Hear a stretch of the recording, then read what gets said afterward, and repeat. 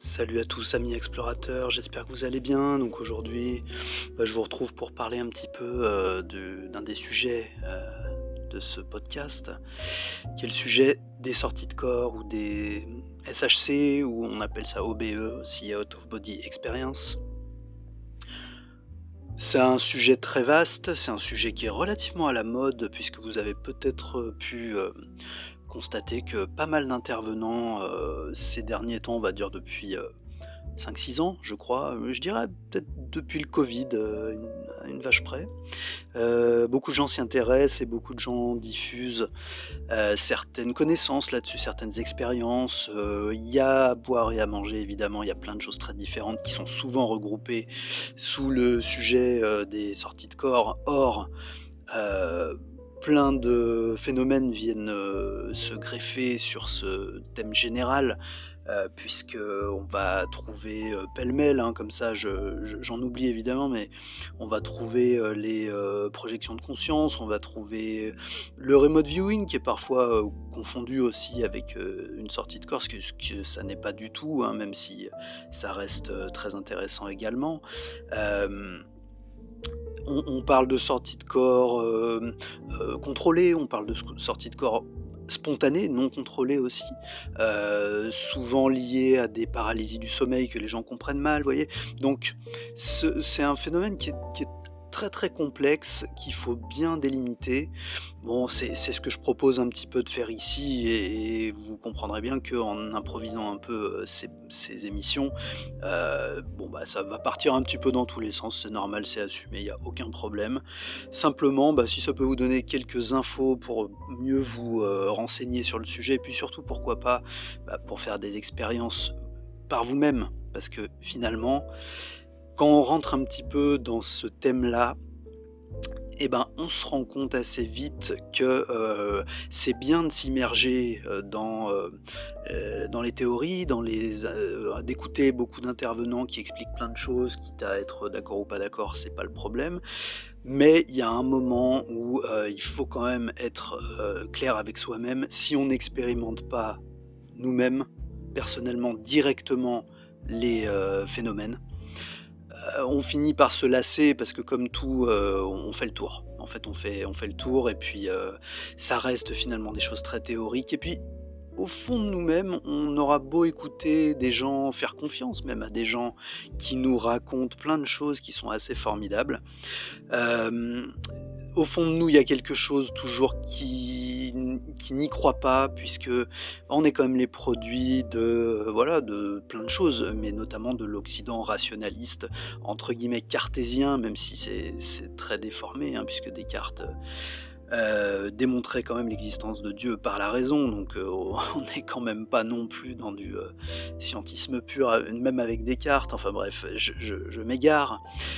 Bon, pour vous expliquer un petit peu l'idée, moi il y a, 5-6 ans, ouais, à peu près au niveau du Covid, au moment du Covid, bon, bah, du temps libre, et puis, besoin aussi d'évasion sans doute au niveau, mental, hein, puisque c'était une période assez lourde pour tout le monde, en termes de charge, d'angoisse, et cetera, d'anxiété.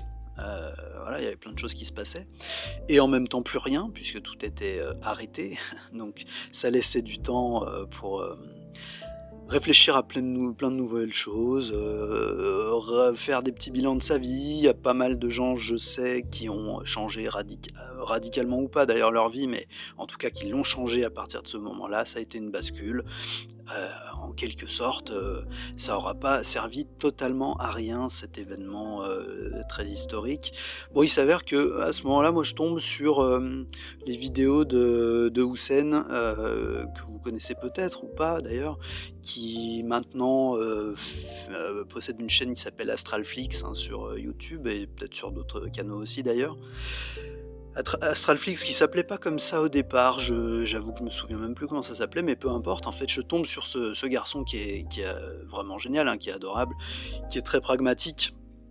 Alors au début, c'est un peu curieux parce que c'est quelqu'un qui faisait ses podcasts, dans son camion, puisqu'il est, je crois, commercial, et donc on entend toujours le bruit du camion en fond, et puis on sent qu'il lance l'enregistrement et que c'est parti, et qu'il y a une espèce de naturel comme ça, quelqu'un qui a pas mal de gouaille, hein, qui est très accrocheur, et puis avec son imitation du canard, VPK très rigolo, enfin voilà, c'est quelqu'un, si vous voulez, qui permettait de rentrer un peu dans le sujet de manière assez rigolote, sans aucune, couche new age de quoi que ce soit, parce que moi je suis assez personnellement dur avec ces choses-là, avec les gens qui créent des, concepts, très fumeux et qui en font des business et cetera. Il y en a beaucoup, il y en a plein.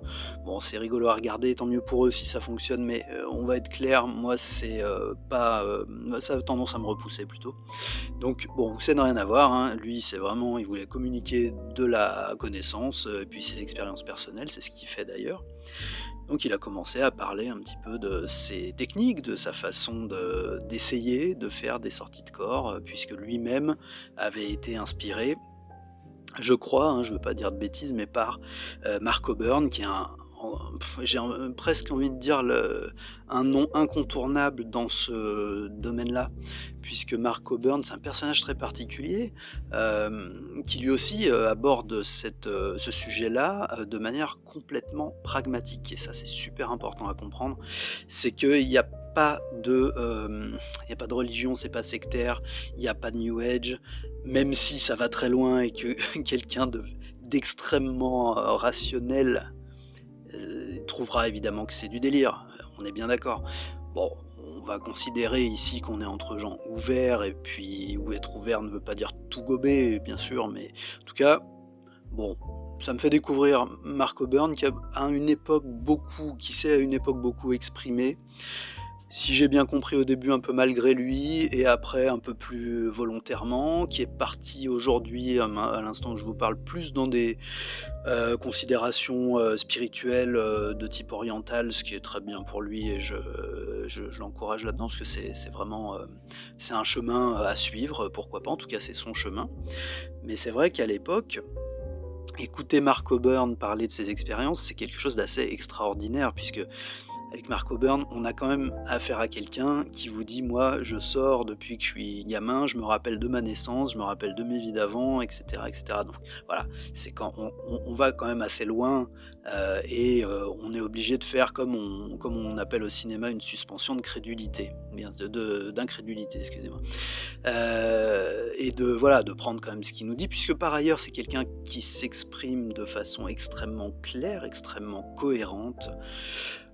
Hem, qui se fout complètement d'être, de voilà, de ce qu'on va penser de ce qu'il raconte et qui est pas du tout dans une démarche commerciale, même si par ailleurs, a priori, c'est quelqu'un qui est extrêmement actif dans le je crois dans le milieu du commerce. Il commercialise des lampes, spéciales et cetera. Ça, c'est encore autre chose. Il en fait d'ailleurs assez peu, le la promotion, je trouve. Bon, ce qui était vraiment intéressant, c'était d'ailleurs quelque chose qu'il avait un peu du mal à sortir, et c'est venu un peu après, c'est les techniques. C'est comment, techniquement, réussir à sortir de son corps et puis à faire de vraies sorties, c'est-à-dire pas forcément que des rêves lucides, ce qui est vraiment génial aussi, hein. Les rêves lucides, c'est formidable, il faut s'entraîner à faire ça. Ça vous fait vivre double puisque la nuit, vous vivez consciemment vos rêves, donc c'est tout à fait formidable. Là, on est encore dans autre chose. La sortie de corps, on parle vraiment de décoller, je vous la fais très courte et très simplifiée, très simpliste, décoller son corps astral, son corps énergétique, on va le dire plutôt comme ça, et passer sa conscience dans le corps énergétique qui va, indépendamment du corps physique, pouvoir, bah, se balader avec votre conscience dedans, donc c'est vous qui vous baladez clairement. C'est une expérience que beaucoup de gens ont fait, par les morts imminentes, hein, par des expériences de mort imminente. À ceci près que souvent, dans les morts imminentes, ils parlent de conscience globale, d'être vraiment un observateur, pas forcément avoir le contrôle sur ce qu'ils font dans l'expérience et cetera. Donc il y a quand même quelques petites nuances, même peut-être des nuances importantes. Bon, c'est encore une fois à explorer, petit à petit, un peu plus tard et puis peut-être que ce sont aussi des phénomènes qui sont tellement subjectifs, malgré tout, qui prennent des formes, assez différentes et puis qu'on peut pas, réduire à de la science dure et à de vous voyez? Parce que pour de la science dure, il faut pouvoir répéter un phénomène et le répéter dans des mêmes conditions avec, des instrumentations, avec des modèles, de mesure toujours les mêmes et cetera, avec des protocoles. Bon, de ma à ma connaissance, ça n'a pas été fait ou peut-être que c'est fait par certains instituts privés. En fait, je ne sais pas. Si j'ai des infos là-dessus, je vous les donnerai évidemment. S'il y a des gens qui s'attaquent un petit peu à ce sujet-là de manière très, très, très scientifique, j'entends science dure. Mais c'est vrai que avec les témoignages à la fois d'Houssen, à la fois de Mark O'Byrne, un petit peu aussi avec Nicolas Fraisse qui est un peu plus connu parce qu'il a eu l'occasion de faire des télés et cetera et le grand public le connaît un peu plus, mais a priori Nicolas Fraisse ferait davantage des projections de conscience, ce qui est pas exactement la même chose puisqu'il décrit pas tout à fait les mêmes, événements, les mêmes phénomènes quand lui, sort. Ça se rapprocherait plus d'une sortie d'intuition, d'une intuition tellement forte qu'effectivement il peut en ramener des choses et cetera. Bon, après je le connais moins et j'avoue que je m'y suis un petit peu moins intéressé. Donc moi ce que je vous propose là, c'est de vous faire une petite lecture parce que j'aime bien ça moi, faire des lectures, vous voyez? C'est sympa, ça donne envie d'aller lire des bouquins vraiment super qui changent un peu la vie une fois qu'on les a lus. Je vous parlais de Mark O'Byrne, c'est ce qu'on va faire. Je vais vous lire un court passage, de Mark O'Byrne et qui a pour sujet la conscience et en fait, c'est le concept absolument majeur, central et principal de ces considérations.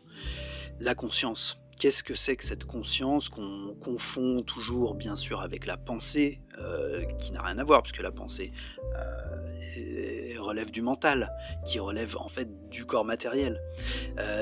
N'importe quel méditant, même d'assez bas niveau, saura vous expliquer peut-être, mais c'est difficile à expliquer, mais saura vous dire comment, sans penser, on est toujours conscient.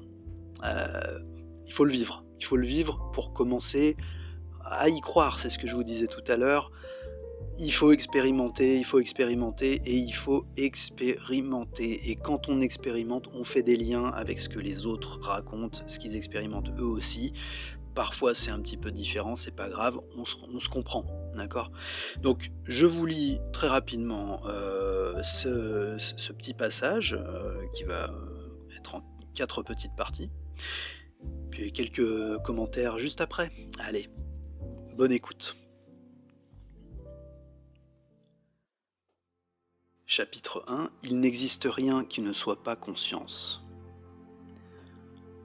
La distinction entre le vivant, l'inerte, l'intelligent, ce qui est susceptible d'être conscient et ce qui est susceptible de ne pas l'être, cette distinction est profondément, complètement, intrinsèquement fausse.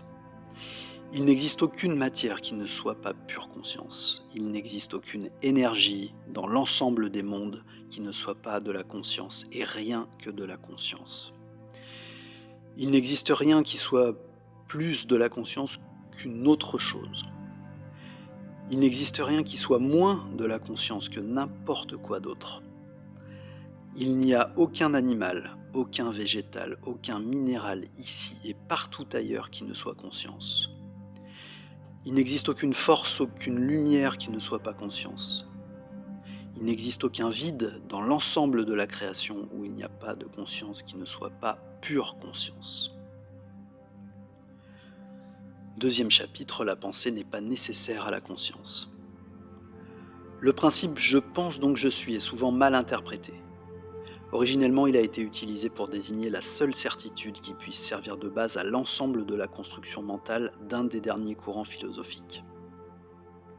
À ce titre, il peut être assimilé à un axiome, c'est-à-dire un énoncé fondamental qui, par définition, ne peut être démontré. Pourquoi ?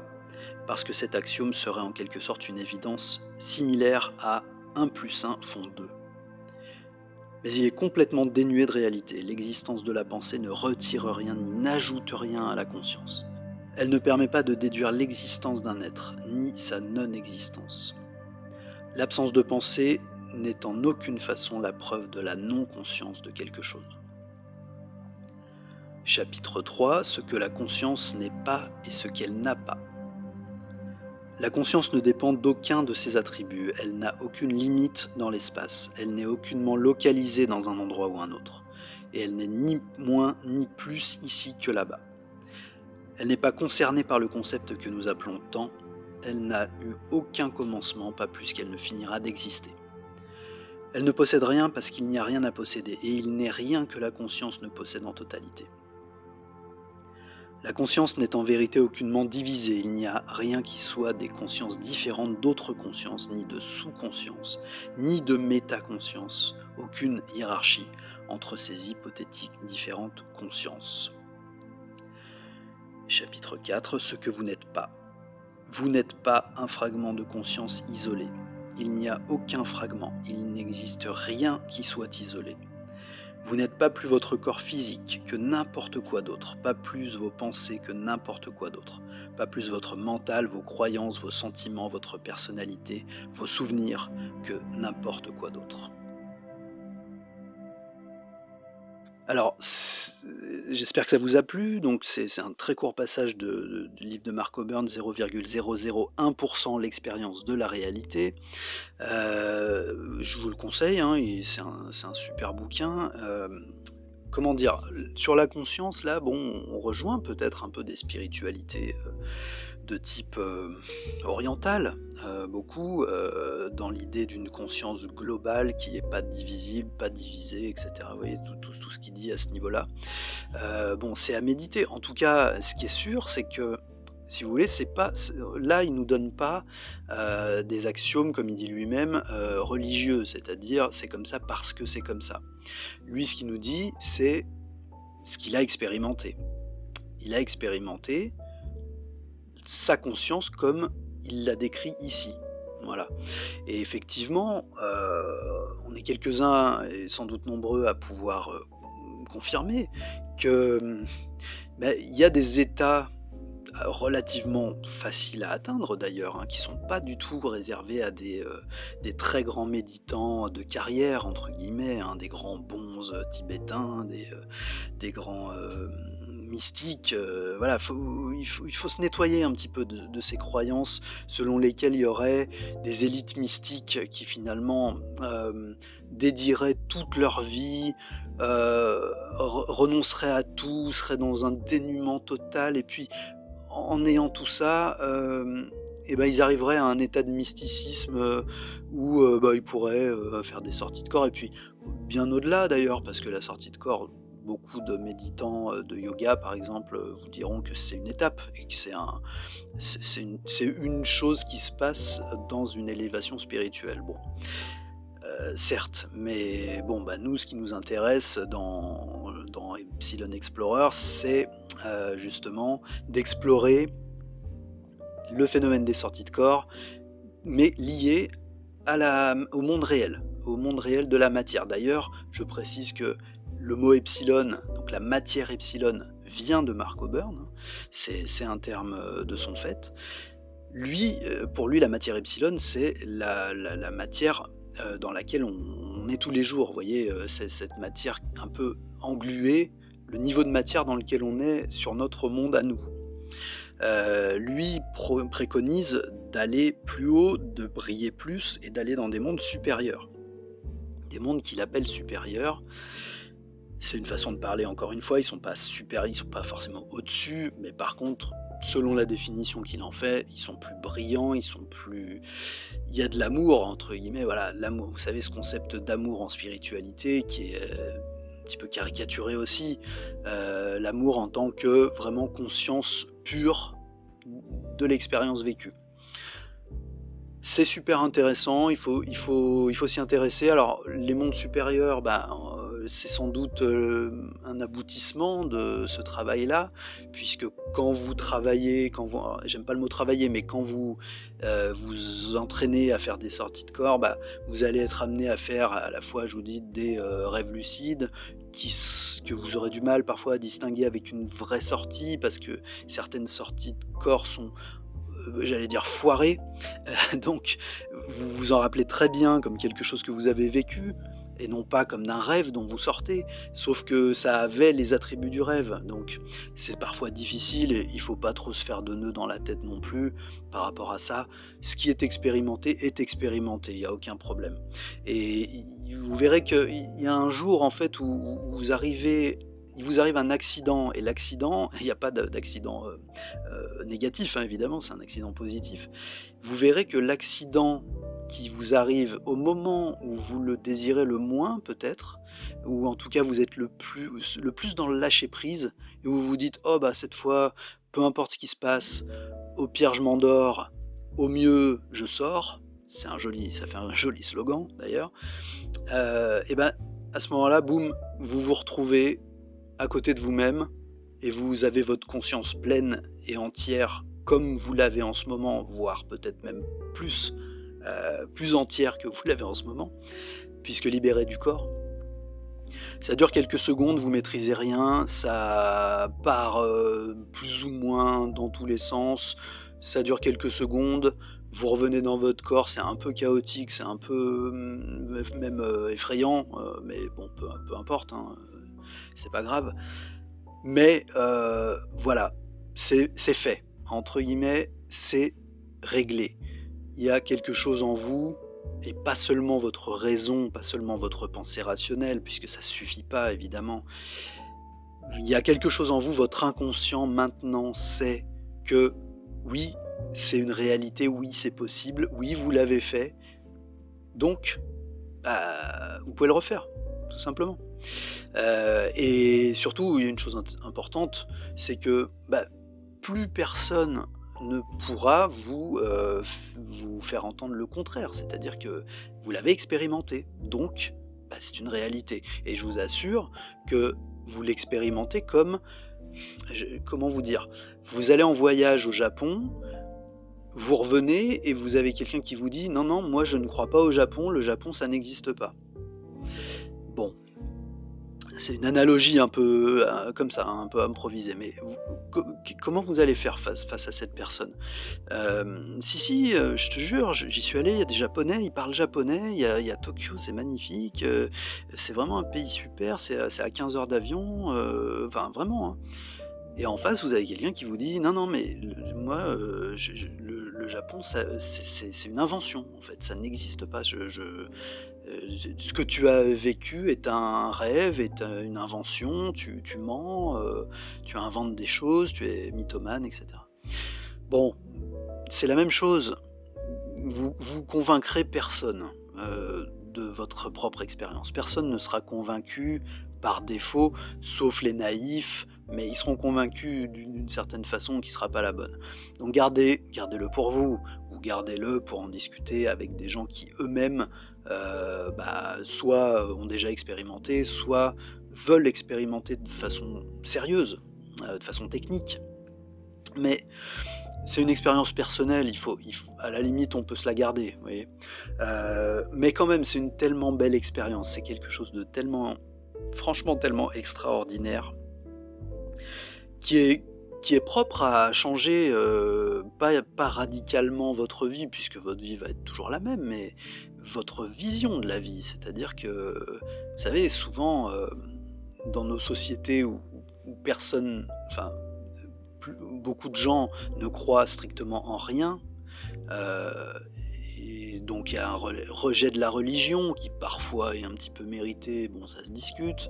Un rejet souvent aussi de la spiritualité, souvent, justifié aussi par le New Age et ses abus et puis certains effets sectaires qui ont eu lieu il y a 20-30 ans où ça a été quand même un peu un carnage.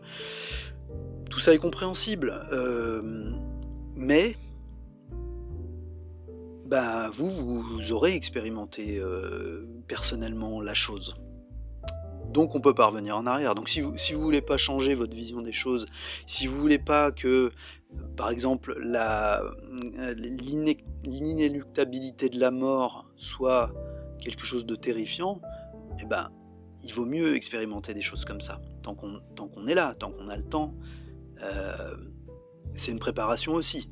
Parce que, bah, la mort, on y est tous confrontés à un moment ou à un autre. On choisit pas en règle générale, quand ça nous arrive, sauf, exception. C'est une façon d'être un peu plus près que la moyenne, on va dire. Vous voyez? Ça permet de relativiser les choses. OK, si je ne suis pas, mon corps physique, et ben, c'est peut-être mon corps physique qui mourra, mais, ce que j'étais quand j'étais hors de mon corps physique, bah, ça, il y a de fortes chances, au moins que ça persiste. Vous voyez? En tout cas, c'est mon point de vue. Au moins que ça persiste un moment, sous une certaine forme, dans un certain état, peu importe, on verra bien. Mais ça, vous pouvez plus quand vous expérimentez ça, vous ne pouvez plus, être dans la posture, j'allais dire, zététicienne, rationaliste, fondamentaliste, de dire, «Quand on est mort, c'est fini, c'est la fin du monde, l'univers s'arrête pour moi, je n'existerai plus jamais et c'est fini». En gros, j'ai simplement eu une toute petite existence, le temps d'un clignement de paupières par rapport à l'immensité du temps de l'univers. Et puis, bah, j'étais là, mais ça a pas fait grand chose et puis je suis plus là et puis on s'en fout. Bah, c'est un peu terrifiant quand même. C'est un peu terrifiant, c'est presque Lovecraftien d'avoir ce type de comment dire? De représentation du monde, du réel, de la vie et de la mort et cetera. Alors, c'est une alternative aussi aux explications religieuses parce que, toutes les religions sont là, principalement pour ça, pour vous dire: «Bah, voilà ce qui va se passer après». Voilà. Donc dans un sens, je trouve une excellente chose puisque ça permet aux gens de vivre leur vie pleinement en sachant que, bah, leur vie est une, période de leur existence. Vous voyez? Comme disait, Méléagant dans Kaamelott, dans le 5e volet, de Kaamelott, dans la 5e saison. «Ma vie est simplement une, période de mon existence», je cite de mémoire comme ça. Très intéressant.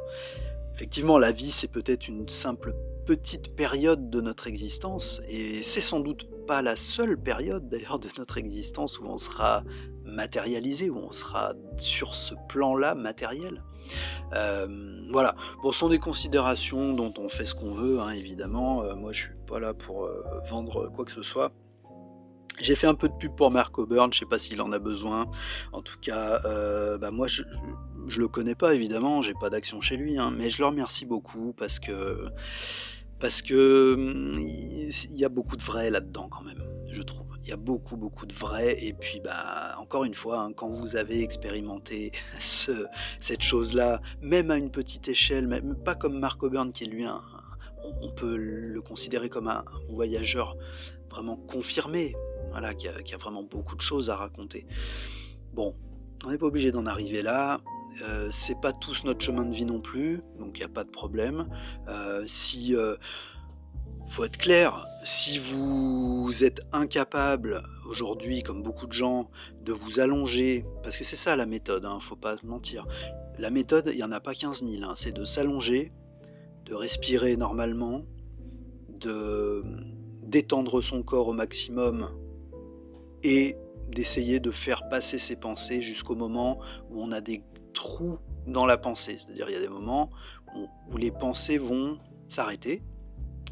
Ouais, il faut pas être concentré, il faut pas en avoir envie, vous voyez? Il faut en avoir l'intention, mais il faut pas en avoir envie.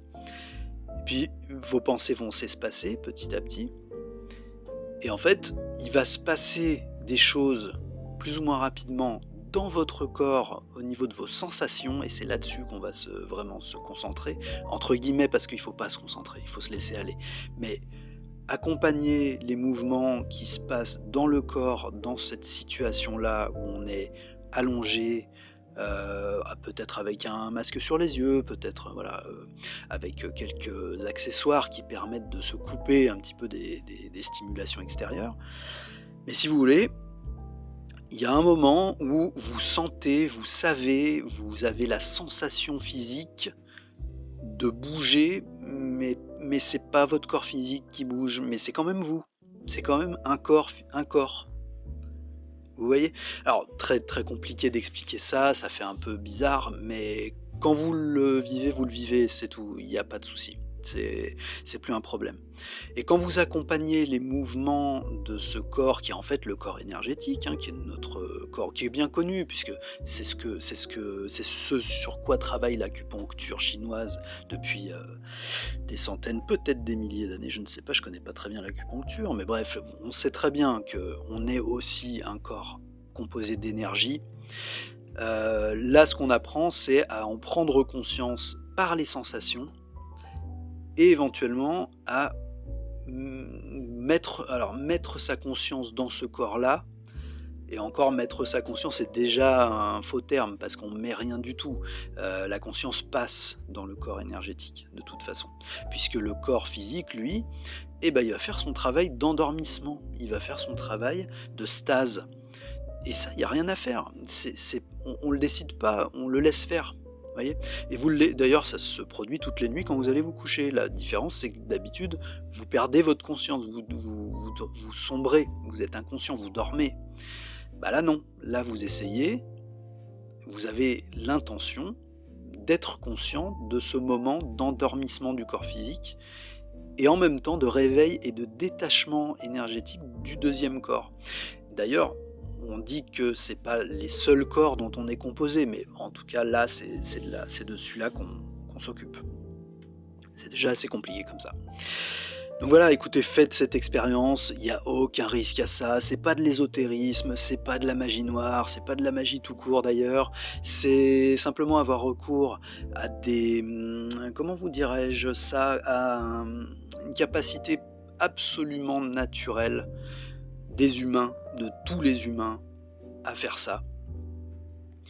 Qu'on a perdu, peut-être que en tout cas, peut-être que d'autres civilisations ont sans doute cultivé dans le passé, ce qui expliquerait quand même pas mal de choses un peu curieuses, qu'on peut trouver en archéologie et cetera. Mais c'est vraiment du ce que je vous dis là, c'est vraiment de la spéculation pure, je pense à rien en particulier, ou peut-être aux lignes de Nazca qui ne peuvent se voir que de très haut dans le ciel alors qu'elles ont été faites, évidemment bien avant l'invention, de l'avion. Hem, je me perds un peu, mais en tout cas, testez, testez. Vous vous mettez pas de pression, vous vous détendez, vous laissez passer vos pensées et vous ouvrez aux sensations, aux choses qui se passent dans votre corps. Sensations de flottement, sensations parfois d'expansion, très étranges à très difficiles à décrire, mais réelles. Une sensation qu'on est en expansion d'un coup. C'est une vraie sensation très étrange, comme un ballon en fait, comme si on avait un corps qui gonflait comme un ballon et c'est très agréable en plus d'ailleurs. Voilà, ça peut être ça, ça peut être des picotements, ça peut être des engourdissements, ça peut être plein de choses qui vous amènent en fait tout simplement à, un corps en stase, une conscience pleinement éveillée et il y a un moment, bah, où vous allez vous dire: «Bah, allez, je me lève» et puis là vous allez vous lever. Ça marchera pas tout le temps, voire rarement, ça marchera une fois de temps en temps. Mais qu'est-ce que vous risquez? Dans le pire des cas, vous allez vous endormir. Bon, bah, c'est très bien, vous dormez et vous faites une bonne nuit, une bonne sieste, personne n'est jamais mort de ça. Qu'est-ce qui peut se passer? Bah, éventuellement que vous ayez des sensations qui vous effraient un petit peu, c'est normal. Vous les avez pas vécues jusqu'à maintenant, donc c'est nouveau. Si vous êtes sensible à la nouveauté, vous êtes un peu douillet, vous savez, les gens qui sont douillets, qui ont peur un peu de ce qu'ils connaissent pas, c'est normal, bah, ayez peur, c'est une très bonne, vous aurez pas peur d'ailleurs, vous serez un petit peu inquiet, mais c'est très bien et ça vous fera pas de mal non plus. Et puis la deuxième fois, vous aurez moins peur et la troisième fois encore moins. Puis ça permet aussi, bah, de travailler un peu justement sur ces craintes, sur ces peurs, un peu inconscientes aussi, hein, de la nouveauté, et puis si vous avez beaucoup, beaucoup de mal avec le mental, parce que c'est ça l'obstacle vraiment principal, c'est le mental. Et ça, bah, oui, c'est extrêmement difficile et souvent ça vient avec la pratique. Le mental, les pensées, les factures et machin et puis pourquoi il m'a dit ça et pourquoi elle m'a dit ça et puis: «Ah là là, j'aimerais tellement avoir cette, voiture-là, mais je peux pas me la payer, alors comment je pourrais faire pour me la payer?» Et vous voyez? Et ça en fait, ça mange votre conscience et puis ça vous entraîne, dans l'inconscience et puis là, vous allez dormir. Donc essayez des méthodes très simples. Vos pensées, vous regardez-les comme si elles étaient dans un écran de cinéma ou de télé. Faites moi il y a un truc qui marche bien, c'est que vous faites, comme un à votre choix, mais comme un essuie-glaces qui les enlève comme de la pluie ou carrément vous les dissolvez. Vous faites visuellement dans votre tête, vous dissolvez votre pensée et là, vous aurez 1 ou 2 secondes où il y aura pas de pensée. C'est ces moments-là, où il faut être, parfaitement calme et se laisser aller. Le lâcher prise. Le lâcher prise dans ces moments-là est très important et c'est dans ces petits moments-là, entre les, rushs de pensée, où vous allez ressentir justement des choses dans le corps puisque quand le mental s'arrête, le corps commence à réagir, par encore une fois des sensations de bascule, de comment on appelle ça? De chaud, de froid, ça peut arriver aussi, mais surtout oui, des bascules ou des, flottements, voilà. On a l'impression d'un coup de flotter et puis hop, les pensées reviennent, c'est normal, elles ont l'habitude en fait, elles sont pas contre vous les pensées, elles vous en veulent pas, elles veulent pas vous emmerder, ce sont pas vos ennemis les pensées. Le mental n'est pas votre ennemi, mais justement, comme il n'est pas votre ennemi, il faut lui apprendre à se calmer et à lui dire: tu reviendras après quand j'en aurai besoin. Là, j'en ai pas besoin. Là, ce dont j'ai besoin, c'est d'être parfaitement détendu, de lâcher prise, d'être dans l'instant. Voilà, c'est le principe de la méditation transcendantale, il y a plein de méthodes qui permettent, des méthodes ancestrales, hein, qui permettent d'être dans l'instant purement, et simplement. Essayez, vous verrez bien. Si en tout cas vous y êtes appelé, si vous sentez que c'est quelque chose qui vous intéresse, qui vous parle et ben, vous pourrez en tirer que des bénéfices, hein, on est bien d'accord, hein. Ça vous recale un petit peu énergétiquement. Vos pensées quand vous savez les «arrêter» entre guillemets, en tout cas les mettre en pause, bah, c'est que du bénéf parce qu'il y a plein de moments dans la vie où on a besoin justement de mettre ses pensées en pause pour, bah, mieux repartir quoi, mieux repartir dans la vie, être plus serein, mieux respirer aussi, hein. Pensez aussi à faire de la respiration un petit peu ventrale parce qu'on respire beaucoup par la poitrine, on est très stressé, on a beaucoup d'angoisse, donc le ventre, le ventre, le ventre. Il y a plein de choses comme ça à travailler, mais pour conclure, parce que là je suis un peu long, j'en ai beaucoup raconté. Pour conclure, ne multipliez pas les techniques parce qu'on finit par s'y perdre. Encore une fois, hein, la seule technique, c'est je m'allonge, je fais l'étoile, je fais le mort, je suis mort. Mon corps est mort et c'est pas grave et c'est très bien. Qu'est-ce qui se passe dans ma tête? Mes pensées tournent, d'accord. Je fais en sorte qu'elles tournent moins ou qu'elles arrêtent de tourner. Très bien. Et ben, si vous en arrivez déjà là, vous verrez, vous aurez des sensations physiques, vous aurez des des nouvelles sensations. Voilà et ces nouvelles sensations, il ne faut pas aller contre, il ne faut même pas les observer avec le mental en se disant: «Ouh là là, ah bah tiens, je me sens flotter». Bah, vous êtes déjà à nouveau dans le mental, ça va vous entraîner. Flottez simplement, flottez, c'est tout. Il y a rien besoin de se dire. Il y a juste besoin de ressentir le flottement et de comme dans un fleuve, vous allez avec. Vous allez avec. Si le flottement vous entraîne à gauche, allez à gauche. Pensez à aller à gauche. Si il vous emmène vers le haut, pareil. Accompagnez le mouvement vers le haut. Vous voyez?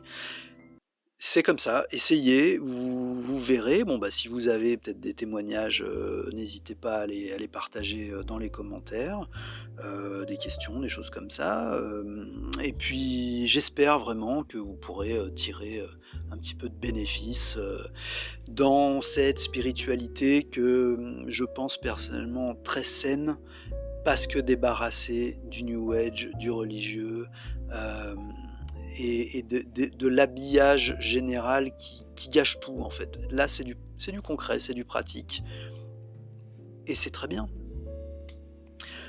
Les amis, merci si vous êtes, restés jusqu'au bout. Il me reste à vous souhaiter vraiment, vraiment, vraiment, bah, soit une belle journée, soit une belle nuit.